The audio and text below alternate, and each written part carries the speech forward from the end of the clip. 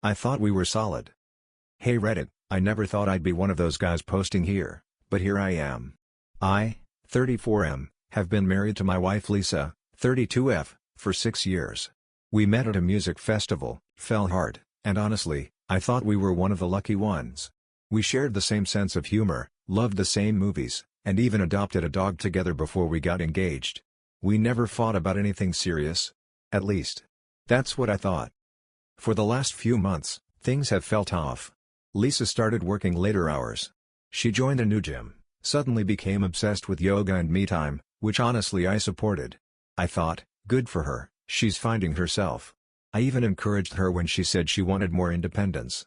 I figured she just needed space from the stress of work and our routines. Marriage is about supporting growth, right? But something didn't feel right. She became colder. Not exactly mean, but dismissive. Like my jokes stopped being funny. My goodnight kisses started getting dodged. And she was always on her phone. Texting a friend from the gym, as she said. I didn't think much of it at first, but my gut. It started screaming at me. Then one night, about a month ago, she got a message while she was in the shower. Her phone lit up, and I saw a preview that made my heart sink. It said, "Last night was incredible. Can't stop thinking about you." There was a fire emoji at the end. I just sat there staring at it. My brain froze. I didn't even open the message, just seeing that line was enough. My stomach dropped. I couldn't believe what I was seeing. This couldn't be real. Lisa? My Lisa? That was the moment I knew something was really wrong. The message that changed everything. After seeing that message, I felt like my entire body was numb. I just sat there on the edge of the bed, phone still lit up in my hand, staring at those words like they were a death sentence. Last night was incredible. My heart was pounding so hard I thought I might pass out. When Lisa came out of the shower, I had already put her phone back on the nightstand. I didn't confront her. I didn't yell. I didn't cry. I just smiled and asked her how yoga was. She smiled back and said it was relaxing. That word stung. I kept staring at her, wondering who she really was, like I was seeing a stranger wrapped in my wife's skin. The next few days were hell. I couldn't sleep. I couldn't eat. Every time she picked up her phone, my mind raced. I started doubting every moment of our relationship. Every I love you, every kiss, every little memory, were they all lies? Was I just blind, or had she become someone new without telling me? But I needed proof. If I was going to confront her, I had to be sure. So I did something I never thought I'd do. I started checking her phone when she was asleep. I know, it's a betrayal of trust, but what was I supposed to do? Trust was already gone the moment I saw that message. It didn't take long. There were dozens of messages from someone saved as Emily Y. Jim. Except, the messages weren't from Emily. They were from a guy named Derek. The conversations were flirty, then sexual, and eventually explicit. Pictures. Voice notes. Full-blown sexting. I felt like I was reading a romance novel written in hell. She was telling him things she hadn't said to me in years. I remember one line so clearly, "You make me feel alive again." He doesn't even notice me anymore. That broke me. The breaking point. That night, after reading the messages, I didn't sleep at all. I just lay in bed next to her, staring at the ceiling while she slept peacefully. I kept looking at her face, wondering how she could lie next to me after doing what she'd done. I kept hearing her words to Derek echo in my head, "He doesn't even notice me anymore." Bullshit. I noticed everything. I noticed every little change. I just gave her the benefit of the doubt because I trusted her. Because I loved her. The next morning, she acted like everything was normal. She made coffee, kissed me on the cheek, even asked if I could take the dog out because she was running late. I nodded, smiled, and said, of course. I didn't want to confront her while I was still in that shaky, emotional state. I needed time. I needed a plan. Over the next week, I documented everything. I screenshotted the messages, backed them up to a hidden folder, even recorded one of their late-night phone calls when she thought I was asleep. I wasn't trying to be dramatic, I just didn't want her to gaslight me when I finally confronted her. I knew Lisa. She was smart, manipulative, and knew how to twist words when cornered. She'd lied to me with a straight face before. I wasn't giving her that chance again. Then came the real kicker. That Saturday, she told me she was going to a yoga retreat out of town. Something she said she'd already signed up for months ago. She packed an overnight bag, kissed me goodbye, and left around noon. I didn't believe a word of it. So I followed her. Yeah, I know. It sounds like a bad soap opera. But I had to see it with my own eyes. I tailed her car for nearly an hour. She wasn't headed to any retreat. She drove straight to a downtown hotel. And 20 minutes later, guess who walked out to meet her in the parking lot? Derek. Watching it all unfold. I stayed in my car across the street, parked behind a delivery van so they couldn't see me. My hands were shaking on the steering wheel. There she was, Lisa, standing in the hotel parking lot like it was no big deal. She looked happy. She smiled more in those 5 minutes with Derek than I'd seen from her in the last 6 months with me. He walked up and kissed her like they were a couple. Like she was his. She wrapped her arms around him and even jumped up a little like in those cheesy movie scenes. Then they walked inside together, holding hands. That moment broke something inside me. I had imagined all kinds of scenarios. Maybe she'd meet him and instantly regret it, maybe she'd back out, but no. She was fully in it. No guilt. No hesitation. Just excitement. Like a teenager sneaking off with a crush. I sat there for almost an hour, trying to process it. I wanted to storm in and scream. I wanted to expose them, ruin their little fantasy. But I didn't. I knew I'd lose control if I did. I had to be smart. Calm. I needed her to confess. So I waited until she came back the next day. She walked in like nothing had happened. She even brought me a granola bar from the retreat. I said thanks, kissed her on the forehead, and asked her how it was. She gave me some rehearsed spiel about group meditations, journaling sessions, and emotional breakthroughs. I just nodded. I recorded every word on my phone under the table. That night, while she was in the shower, I opened my laptop and played one of her voice messages to Derek. Loud. She froze when she came out and heard her own voice echoing across the room. You're the only thing keeping me sane these days. I wish I could just be with you. She stood there, dripping wet, and her face went completely pale. That's when I looked her dead in the eye and said, we need to talk. The confrontation. She didn't say anything at first. Just stood there frozen in the doorway, still wrapped in a towel, dripping water onto the floor. Her face was pale, her mouth slightly open, but no words came out. She knew. She knew I knew. I didn't yell. I didn't cry. I just turned the volume down and closed the laptop. Then I looked at her and said, as calmly as I could, how long? Still nothing. Her eyes darted around the room like she was looking for an escape hatch. Like maybe if she closed her eyes tight enough, this would all disappear. So I said it again, louder this time, how long, Lisa? She finally whispered, it's not what you think. I laughed. I couldn't help it. That classic line. Like I hadn't seen the messages, the photos, the hotel. Like I hadn't followed her with my own damn eyes. Not what I think? I repeated. You sure? Because I've got audio, Lisa. I've got screenshots. You sent him pictures from our bed. Her expression changed in an instant. The fear turned into anger. You went through my phone? She snapped. You spied on me? There it was. The deflection. She didn't deny the cheating, she was mad that I caught her. Don't even try that, I said. You don't get to play the victim here. You've been sneaking around for God knows how long, lying to my face every day, and now I'm the bad guy because I found out? She folded her arms and said, you wouldn't understand. You've been emotionally distant for months. I just stared at her. That was her excuse? Emotionally distant? I've been bending over backwards to support her. I gave her space. I trusted her. I loved her. You could have talked to me, I said quietly. You could have said you were unhappy.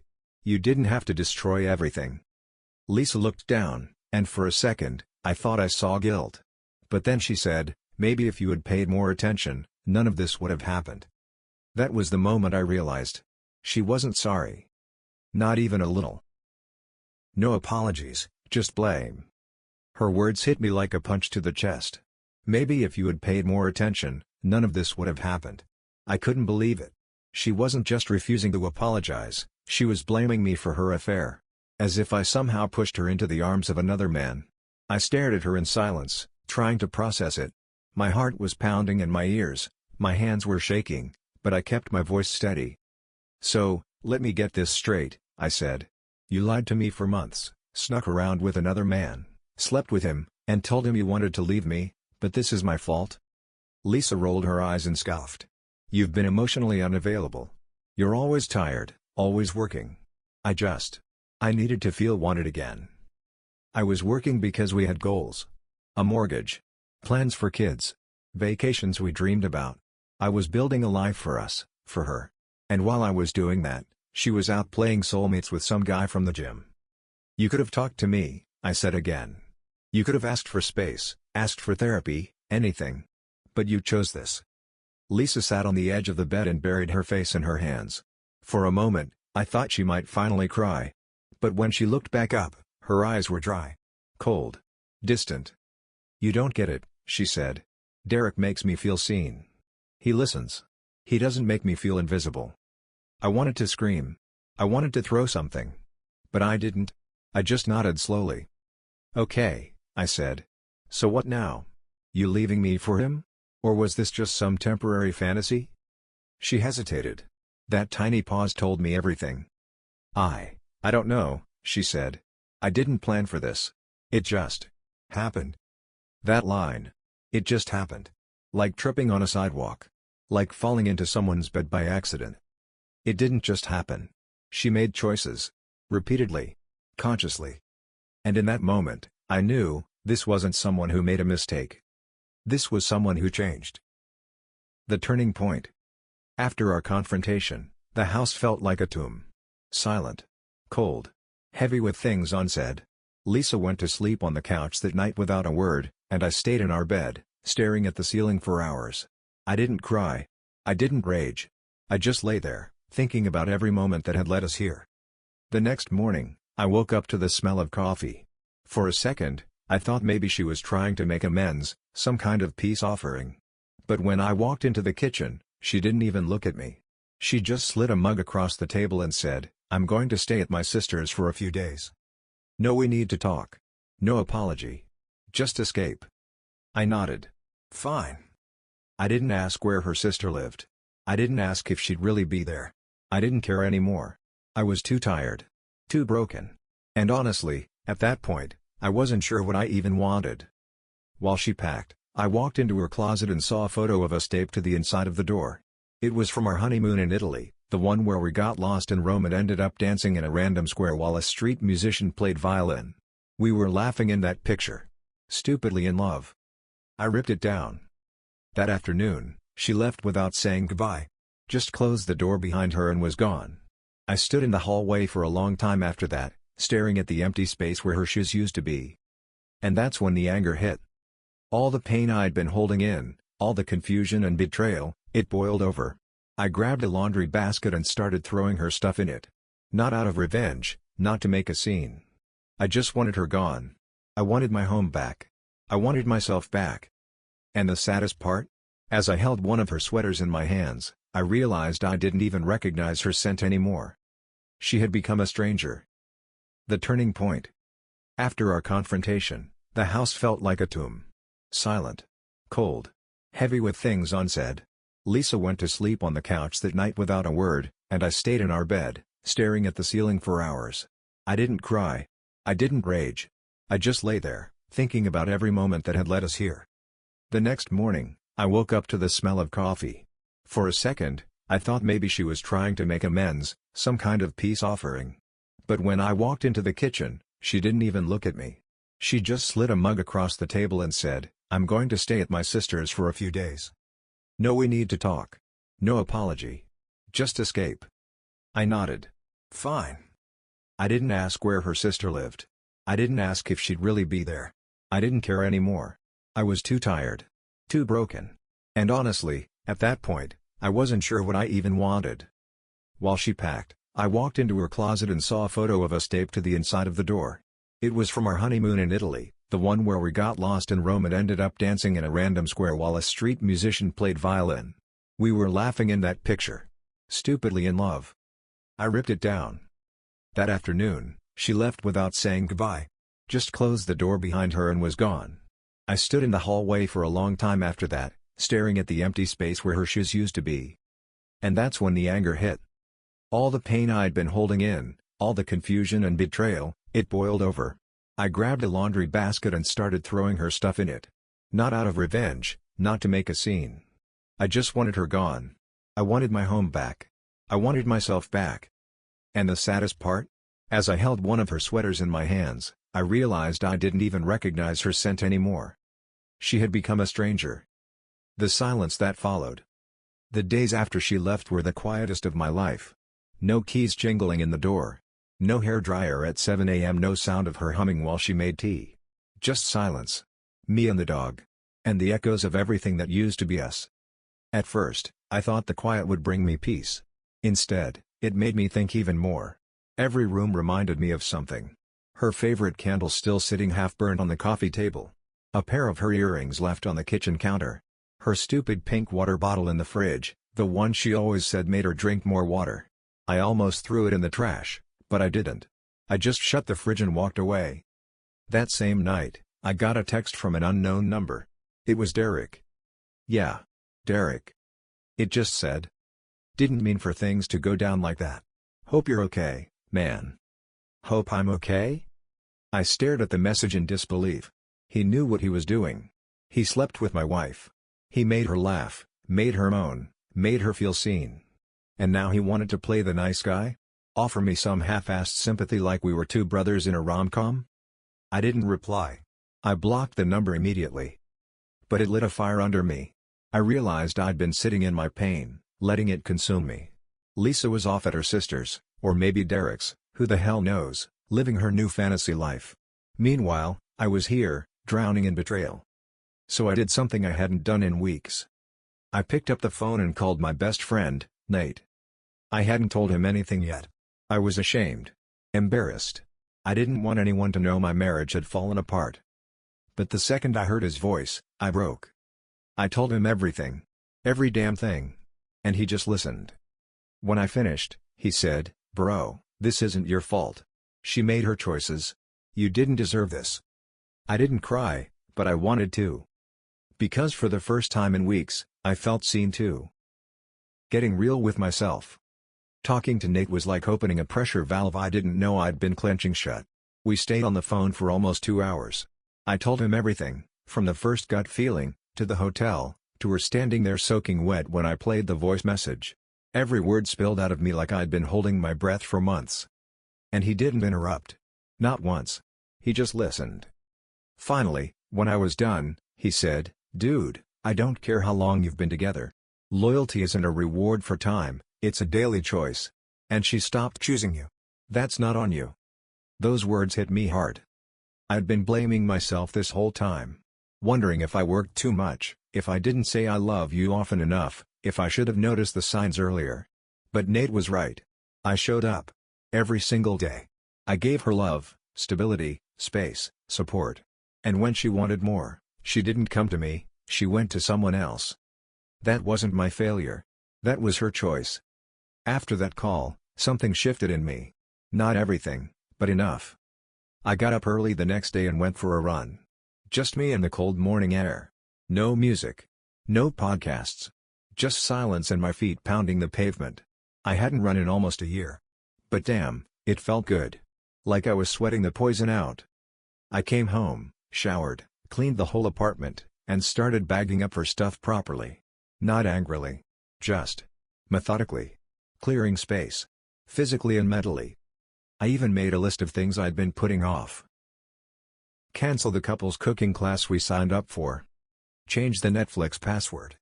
Take her off the Spotify family plan. Call a therapist. That last one was the hardest. But I did it. I booked my first session. Because if I was going to move forward, I needed to rebuild from the ground up. Not for her. For me. Moving on. But how? It's strange, you know? The idea of moving on. It's easy to say. But when you're in the middle of it, it feels like trying to walk through mud. After the call with Nate and booking therapy, I started to get a bit of clarity. I knew that I couldn't just keep looking back. I couldn't keep blaming myself or wondering what went wrong. But there were still so many moments that felt unfinished. Lisa was still on my mind constantly, like an unfinished chapter in a book that you can't quite put down. The first week was the hardest. I'd get home from work and still expect her to be there, sitting at the kitchen counter with her laptop, or hear her laugh echoing from the living room. But she wasn't there. It was like I was living in someone else's life, a ghost town of a marriage that had never even happened. I started seeing a therapist. At first, I wasn't sure what to expect. I thought it would be a waste of time. Talking about your feelings, what was that going to do? But it was different. I realized something. I had spent so much time trying to fix our relationship, trying to save her, that I forgot how to take care of myself. The therapist helped me focus on my own healing. She helped me break down everything that had happened, and I started to see things more clearly. I wasn't perfect. I had my flaws. I had my mistakes. But I wasn't the one who destroyed this relationship. Lisa was. She had her reasons, sure, but those reasons didn't justify what she did. No one deserves to be cheated on. And that's the truth I had to face. But that truth wasn't enough to stop the flashbacks. They still hit me, like waves out of nowhere. I'd be walking down the street, and suddenly, I'd think of something she'd said, or the way her eyes looked when I confronted her. I'd see her face when she walked out the door that last time. The image of her smiling with Derek still haunted me.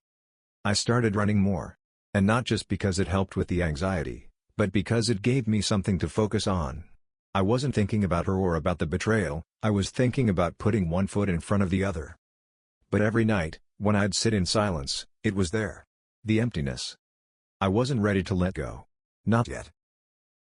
When she came back. 2.5 weeks. That's how long she was gone. No texts. No calls. Total radio silence. And then, out of nowhere, I came home from work and she was there. Sitting on the couch. Like nothing happened. My heart jumped when I saw her, not out of love. Out of confusion. Fear. Anger. I didn't even say anything at first. I just stood there, staring at her. She looked up at me like I was the one who needed to explain something. "Hey," she said, as if we were meeting for coffee. "Can we talk?" I wanted to scream. Talk? Now she wanted to talk? I didn't sit down. I stayed by the door. She launched into this weird, half-baked monologue about how she'd been staying with her sister, and how things with Derek weren't what she thought they were. She said it got complicated, and that she realized she might have made a mistake. Might have? She said she missed me.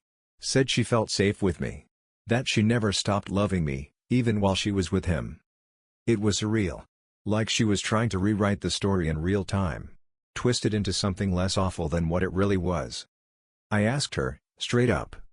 "Are you still seeing him?" She looked down. Took a breath. Then shook her head. "No. I ended it." I didn't believe her. But I asked the next question anyway. "So why are you here?"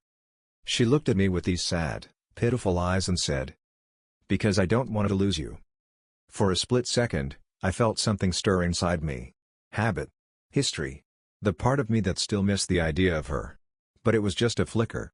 And it faded as fast as it came. "You already did," I said. And I meant it. But she didn't leave. Not yet. A door half open. She stayed the night. Not in our bed, I wouldn't allow that, but in the guest room, which used to be her little home office. The irony didn't escape me. The same room where she probably texted Derek between Zoom meetings. I didn't sleep well. Every creak in the floor, every door click had me on edge. I hated that she was back in the house. I hated that part of me still cared that she was sleeping just down the hall. But I hated even more that I didn't know what to do about it. The next morning, we had coffee together in silence. Not out of reconciliation, just out of habit. 2 mugs. 2 spoons. 2 broken people. Eventually, she broke the silence. "I think we should try therapy," she said softly. "Couples therapy.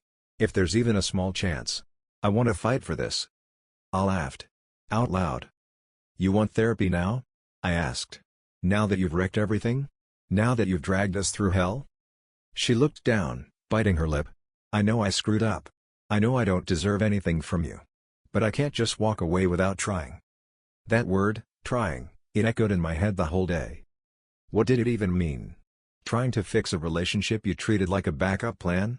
Trying to rebuild after months of lying and sleeping with someone else? Trying to make me forget? I didn't give her an answer. I didn't say yes, and I didn't say no. Because I didn't know. Part of me wanted closure.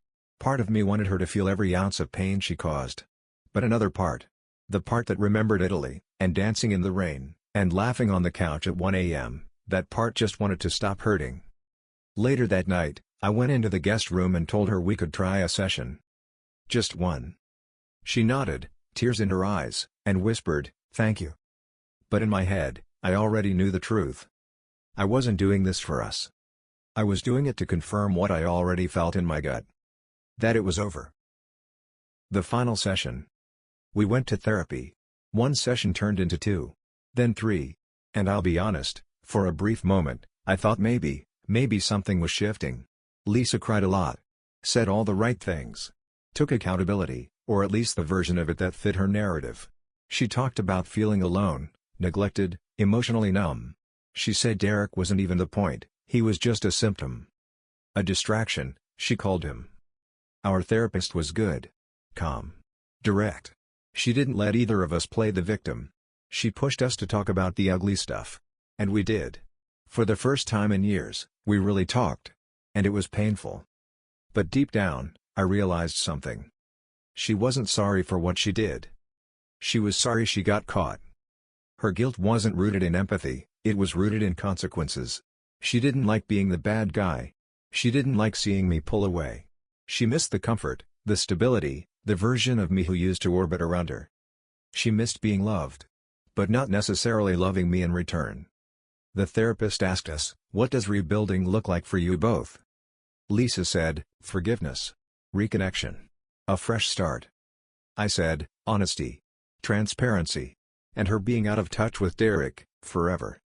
There was a pause. A long one. Then Lisa said, "We're not in contact anymore." But her voice cracked when she said it. It was subtle, but I noticed. Later that night, I checked our shared iCloud account. I hadn't looked in weeks, I had promised myself I wouldn't snoop again. But something felt off. And there it was. A backup message thread, hidden in a different folder. She hadn't stopped talking to him. Even after therapy started.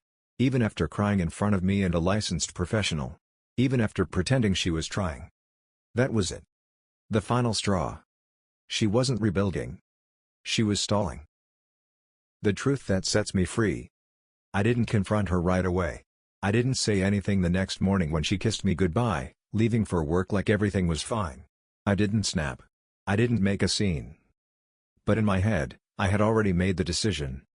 The truth had been there all along, clear, ugly, undeniable. I had given her chance after chance to prove herself, to be honest, to rebuild. But she wasn't trying to repair what she'd broken. She was trying to salvage the pieces that made her feel better. The parts of me that she could still use. And I'd had enough. That night, when she got home, I was waiting for her. I didn't even need to say anything. I just held up my phone. The screenshot. The hidden conversation with Derek, from last week. The one where she told him that the therapy was just a bump in the road and that she wasn't sure if she was ready to end things with him. She stood there, frozen. The color drained from her face. "Why?" I asked, keeping my voice as calm as possible. "Why would you lie to me? After everything?" She shook her head slowly, like she couldn't believe I'd found out. I didn't know how to stop. That was her answer. Not I was wrong. Not I'm sorry. Just a half-hearted excuse about not knowing how to stop. I let the silence linger for a moment, letting it suffocate both of us. And then I spoke. "Lisa, we're done." Her eyes filled with tears, and she reached out to touch my arm. But I stepped back. "No. Don't. You've already hurt me enough. You don't get to pretend anymore. You don't get to come back. Not after this." Her face crumbled. "I never meant for any of this to happen. I swear." I didn't reply. Because there was nothing left to say. She packed her bags that night. Took her things. No drama. No more lies. She left with barely a word, and I didn't stop her. I didn't beg her to stay. The door closed behind her, and it felt like the first real breath I'd taken in months. The house was empty again. And for the first time in what felt like forever, it didn't feel like a tomb. It felt like a fresh start. I wasn't okay. Not yet. But I knew one thing. I would be. What I learned. It's been 3 months since she walked out for the last time. At first, the silence was brutal. Everything reminded me of her. The way the floor creaked in the hallway. The empty space on the bathroom sink where her makeup bag used to sit. Even the dog would sit by the door, waiting for a sound that would never come. But over time, The silence became something else. Peace. Not instant. Not perfect. But real. I kept going to therapy. I kept running. I reconnected with friends I'd pulled away from during the chaos. I started cooking again, for myself. I read books I'd been putting off for years. I even traveled for a weekend, alone. It was the first time in my adult life I didn't feel like I owed anyone an explanation. And you know what's wild? I started smiling again. Genuinely. Not because I had to. Not because I was covering up the pain. Because I wanted to. There are still hard days. I won't lie. Sometimes I wake up from dreams where we're still together, laughing, holding hands. Then I remember everything and feel that sting in my chest. But it passes. Quicker each time. If you're reading this, and you're going through something similar, betrayal, heartbreak, lies, let me tell you this. You're not crazy. You're not weak. And no, it wasn't your fault. People make choices. They show you who they are, even when you're not ready to see it. Trust that. Believe what their actions tell you, not their words, not your hopes, not your memories. I spent too long loving the potential of someone who had already left me emotionally. I don't regret loving her. I regret staying after she stopped loving me back. But now? I'm choosing me. I'm rebuilding, not for revenge, not to prove a point, but because I deserve better. We all do. White check mark emoji. If this story hit you in any way, if it made you feel seen, if it made you think, consider subscribing to the channel. There's more where this came from. Real stories. Real emotion. No filters. Your support means everything.